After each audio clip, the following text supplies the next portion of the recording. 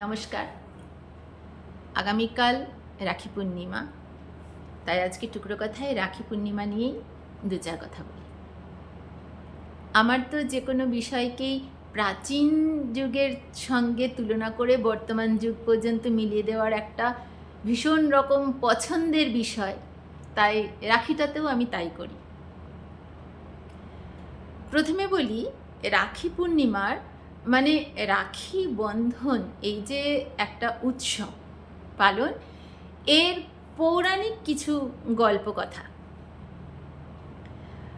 শাস্ত্র মতে, মানে আমাদের শাস্ত্র কি কি, আমাদের বেদ আছে 4 রকমের,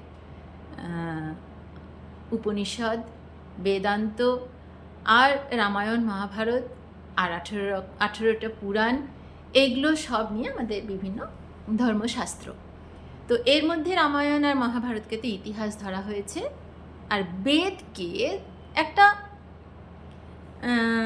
ল বুক বলা যায়, যেটাতে বিভিন্ন রকমের নির্দেশাবলী রয়েছে কিভাবে আমাদের চলা উচিত, কিভাবে ধর্ম কিভাবে তাকে পালন করতে হয়।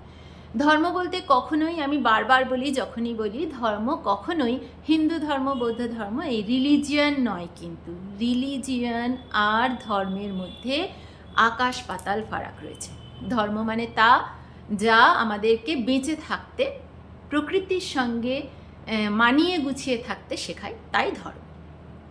তাহলে ধর্ম মানে প্রকৃতিকে রক্ষা করে, প্রকৃতির সঙ্গে নিজেকে অ্যাডজাস্ট করে, আরও নিজের সঙ্গে আরও আশপাশকে বাঁচিয়ে এগিয়ে চলাই হলো ধর্ম।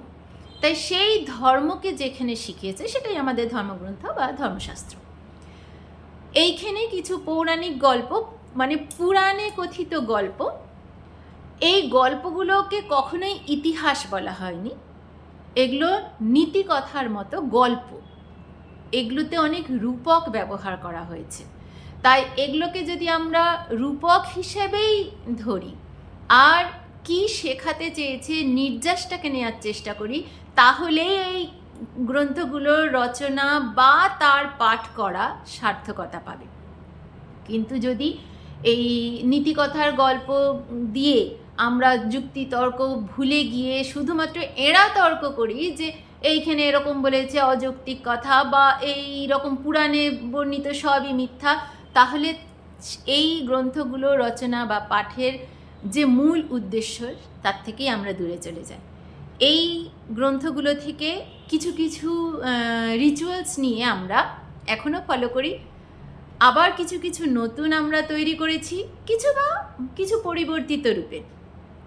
সেই রকমই পৌরাণিক কাল থেকেই একটা রিচুয়াল, এই রাখি বন্ধন, এটা চলে আসছে। তো শাস্ত্রীয় মতে বা পৌরাণিক যুগে যে কাহিনী প্রচলিত হয়েছিল সেখান থেকে শুরু করি। শ্রীকৃষ্ণকে অর্জুন জিজ্ঞেস করছেন যে মাধব, রাখি বন্ধন কি, কেন পালন করা হয়, কে কাকে পড়ায়, আর রক্ষা কে কাকে করে? তখন শ্রীকৃষ্ণ বলছেন যে রাজা বলির কথা। রাজা বলি মানে যার অহংকারকে দমন করার জন্য স্বয়ং নারায়ণ বামন অবতার নিয়ে এসেছিলেন, 3 পা জমি চেয়ে নিয়েছিলেন, সেই রাজা বলি। তো সেই রাজা বলি ভীষণ ভক্ত ছিলেন নারায়ণের, তাই নারায়ণও তার ভালোবাসায় প্রেমে মুগ্ধ হয়ে তার কাছেই বাঁধা পড়ে থেকে গিয়েছে। এবার থেকে যাওয়াতে লক্ষ্মী, মানে নারায়ণের স্ত্রী লক্ষ্মী মাতা, তিনি ভীষণভাবে ইনসিকিওর হয়ে যাচ্ছেন যে আমার স্বামী তো এখানেই থেকে গিয়েছে। তাই নিজের স্বামীকে ফিরিয়ে আনার জন্য সে কি করেছে, ব্রাহ্মণ বেশে এসে রাজা বলিকে রাখি পরায়। রাখি পরিয়ে বলে যে আমি পরিয়েছি, তার জন্য আমাকে আপনি রক্ষা করবেন আর আমাকে গিফট দেবেন। কি গিফট দেবে, যে আপনার থেকে যা চাইব। তখন রাজা বলি তো এত দানবীর ধার্মিক রাজা, তিনি বলেছেন হ্যাঁ বলুন কি চান। তখন বলেছে আমার স্বামী আপনার কাছে আছে, নারায়ণ, তাকে ফিরিয়ে দিতে হবে। তখন রাজা বলি তো হেসে বলছেন যে স্বামীর জন্য এত কর্মকাণ্ড করেছে, ঠিক আছে নিয়ে যান, এরকম। তো এইটা তো একটা গল্প কথা। এরপরে সেইভাবে শুরু হওয়ার পর থেকে তারপর শ্রীকৃষ্ণকে যখন অর্জুন জিজ্ঞেস করছে তখনও পর্যন্ত রাখি কীরকম চলছে, শ্রীকৃষ্ণ ব্যাখ্যা করছেন যে সমাজের যারা জ্ঞানী গুণী মানুষ, মানে প্রজা যারা, প্রজাদের মধ্যে জ্ঞানী গুণী যারা, ব্রহ্মজ্ঞান আছে যাদের, তারা তো কালচারাল দিকটা, জ্ঞানের দিকটা সমাজে বাড়াবার চেষ্টা করছে, কিন্তু এদের সবাইকে রক্ষা করছে রাজা। তাই রাজাকে মনে রাখতে হবে যে ধর্ম থেকে অবিচল হয়ে ন্যায়ের পথে থাকতে হবে। তাই যেটা সারা বছরই তাকে মনে রাখতে হবে, তবু যেটা সাধারণ প্রত্যেক দিন হওয়ার কথা, তবু মাঝে মাঝে আমাদের দরকার পড়ে একটা বিশেষ দিন করে তাকে মনে করিয়ে দেওয়ার জন্য। তাই শ্রাবণ মাসের একটা দিনে পূর্ণিমাতে আর কি রাজার কাছে যায় সেই প্রজারা, বিশেষ করে ব্রাহ্মণরা, গিয়ে তাকে রাখি পরিয়ে তারা তাকে বলে যে এই যে শক্ত ডোরে আপনাকে বাঁধা হলো, এই বাঁধন দিয়ে আপনাকে স্মরণ করানো হচ্ছে, আর যাতে আপনি না ভোলেন যে আপনাকে সবসময় ধর্মের পথে থাকতে হবে, ধর্মের পথে অবিচল থাকতে হবে, রাজ ধর্ম সঠিকভাবে পালন করতে হবে, যেটা পালন করতে গিয়ে আপনি অন্য কোনো ধর্মের বশীভূত হয়ে বা ষড়রিপুর বশীভূত হয়ে তার থেকে চ্যুতি না ঘটে। এই স্মরণ করানোর জন্য প্রজারা গিয়ে, ব্রাহ্মণরা গিয়ে রাজার হাতে রাখি পরিয়ে দেয়। তাহলে রক্ষা করছে কাকে? সমাজকে, প্রকৃতিকে রাজা। এরপর মহাভারতে আমরা দেখেছি যে একটু টুইস্ট হয়েছে গল্পটা। যত যুগ যায় তত আস্তে আস্তে প্রকৃতির বিবর্তনের সঙ্গে গল্পেরও বিবর্তন হয়। সেই রকমই আমরা দেখেছি দ্রৌপদী এক সময় শ্রীকৃষ্ণের হাতে যুদ্ধ করার সময় কেটে গিয়েছিল, তাতে নিজের কাপড় পেঁচিয়ে পরিয়ে দিয়েছিলেন, সেটাই নাকি রাখি। তাই দ্রৌপদী যখন বিপদে পড়ে তার বস্ত্রহরণের সময় শ্রীকৃষ্ণ এসে তাকে উদ্ধার করেছেন। তার মানে সবথেকে বড় পরম সখার কাজ শ্রীকৃষ্ণ করেছিলেন। তো সেখানে দেখলাম যে একজন নারীর সম্ভ্রম রক্ষার্থে তার সর্বস্ব বাঁচাতে নিজের সর্বশক্তি দিয়ে, সারা মহাভারতে শ্রীকৃষ্ণ কখনো নিজেকে ভগবান বলে পরিচয় দেয়নি, একমাত্র দ্রৌপদীকে তার আত্মসম্ভ্রম রক্ষার সময় সাহায্য করতে গিয়ে সেই আড়ালটুকুও ছেড়ে শ্রীকৃষ্ণ নিজের সাহায্য যতটা করার করেছিলেন। তো এই দ্বাপর যুগে আমরা দেখলাম এই রাখিরই আরেকটা রূপ দেখা গেল। এরপর মহাভারতের যুগ পেরিয়ে গিয়েছে, কলির যুগ এসেছে। এরপর আমাদের দেশে নানান রকমের সামাজিক উথাল পাথাল, উত্থান পতন, যা হোক যাই বলুন হচ্ছে। এই সময় মেয়েদের পজিশন সমাজে কিছুটা পরিবর্তন হয়ে গিয়েছে। তারা আর আগের মতো বিদুষী নারী নয়। এখন মেয়েরা পড়াশোনা করে না, বাড়িতেই থাকে, গৃহবধূ হয়ে থাকে।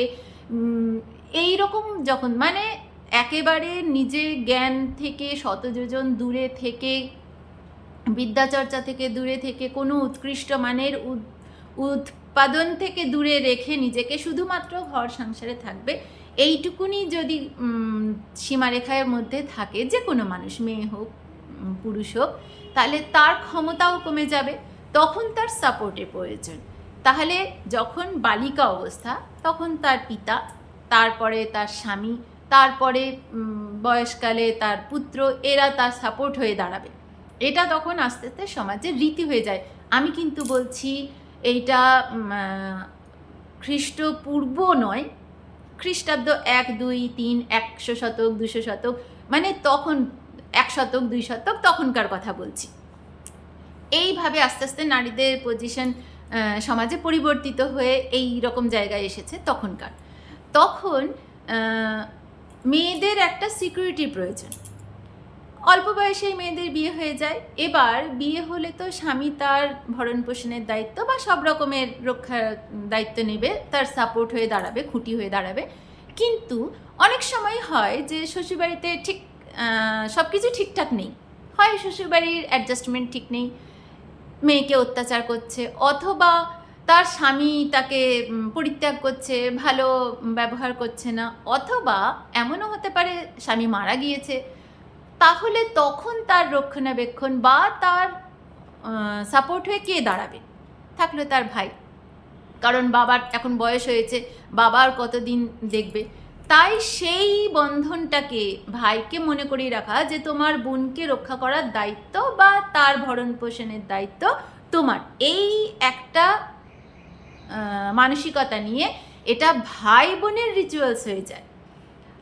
আগে কিন্তু যখন প্রথম শুরু হয়েছে তখন এটা ভাই বোনের রিচুয়াল নয়, সে বিভিন্ন রকম স্বামী স্ত্রীর মধ্যেও রাখি বন্ধন হয়েছে, নানান রকম যে রক্ষা করবে, যাকে রক্ষা করবে, এই রকম সকলেই সেই মানে যখন একটা মানুষ আরেকজনকে পরাচ্ছে রাখি, নারী হোক পুরুষ হোক নির্বিশেষে, যাকে পড়াচ্ছে তাকে মনে করাচ্ছে যে এই বন্ধন দিয়ে তোমাকে আমি স্মরণ করাচ্ছি ধর্মের পথে থেকে তুমি রক্ষা করবে, আর তার সাথে নিজেও স্মরণে রাখছি যে এই একই প্রতিজ্ঞায় আমিও অবিচল থাকব, আমিও প্রয়োজনে তোমাকে রক্ষা করব। এই যে একে অপরের মিউচুয়াল একটা আন্ডারস্ট্যান্ডিং, তার মধ্যে শুধু দুটো মানুষ নয়, প্রকৃতি সমাজ সকলের রক্ষার্থে, সকলের মঙ্গলার্থে এই রাখি বন্ধন। এরপর কিন্তু যখন আমি পরবর্তীকালের ঘটনা বলছি, ভাই বোনের মধ্যে আসছে, তখন কিন্তু সেই অর্থটা ভীষণ সংকীর্ণ হয়ে যায় যে একটি ভাই তার বোনকে রক্ষা করবে, মানে সমাজ থেকে প্রকৃতি থেকে গুটিয়ে এসে দুটো মানুষের মধ্যে চলে আসে। এখন আমরা দুটো মানুষের মধ্যে একে অপরকে রক্ষা করার, যেহেতু বোন তার যদি কখনো সাপোর্টের প্রয়োজন হয় ভাই করবে, সেই অনুযায়ী এই ফেস্টিভ্যালটা পালন করতে থাকি। এরপর বর্তমানকালে 2026-এ এখন আমরা দাঁড়িয়ে রয়েছি, এখন বেশিরভাগ মেয়েই ভালো মতো শিক্ষিত। আমি সমাজের একেবারে নিম্ন স্তরে যারা নারী পুরুষ সকলেই শিক্ষার থেকে দূরে রয়েছেন তাদের কথা বলছি না, তাদের তো অবশ্যই অবশ্যই শিক্ষার আওতায় আনতে হবে, সাহায্যের সব রকম প্রয়োজন, তাদের কথা না, কিন্তু যারা মোটামুটি একটু সচ্ছল বা একটু শিক্ষা আলো পেয়েছে যেই সব পরিবার, সেখানে চেষ্টা করা হয় ছেলে মেয়ে সকলকেই শিক্ষা দান করার। একটা বাড়িতে ছেলে মেয়ে দুজন হয়েছে বলে কখনোই মনে করে না যে মেয়েটাকে পড়াবো না, বাড়িতেই রেখে দেবো, ছেলেটাকে পড়াবো, এরকম দেখাই যায় না। যতই গরিব মানুষ হোক, যদি স্কুলে পাঠানোর ক্ষমতা থাকে, এখন তো বেসিক এডুকেশনটা ফ্রি সরকারের তরফ থেকে, তাই সেখানেও কোনো বাধা নেই যে ছেলেটাকে পড়াবো খরচ করে, মেয়েটাকে পড়াবো না, এরকম নেই। সকলেই ছেলে মেয়ে নির্বিশেষে সকলে পড়াশোনা করছে, শিক্ষার আলো জ্ঞানের আলো পেয়ে আবার অনেক মেয়ে নিজের পায়ে দাঁড়াতেও সক্ষম। সে পড়াশোনা করে কোনো চাকরি বাকরি হোক, ব্যবসা বাণিজ্যে হোক, অথবা নিজের ফ্যামিলি কোনো ব্যবসা বাণিজ্যে মেয়েরাও হাত একসাথে ছেলেদের সঙ্গে লাগাচ্ছে, বা অনেক সংসার দেখেছি মেয়েরা নিজেরাই চালাচ্ছে, কোনো সাপোর্ট নেই। তাহলে সেই দিক থেকে দেখতে গেলে একজন বোন অসহায় হয়ে আর্থিক দিক থেকে ভীষণভাবে দুর্বল, এইরকম পজিশন এখন অতটা হয় না।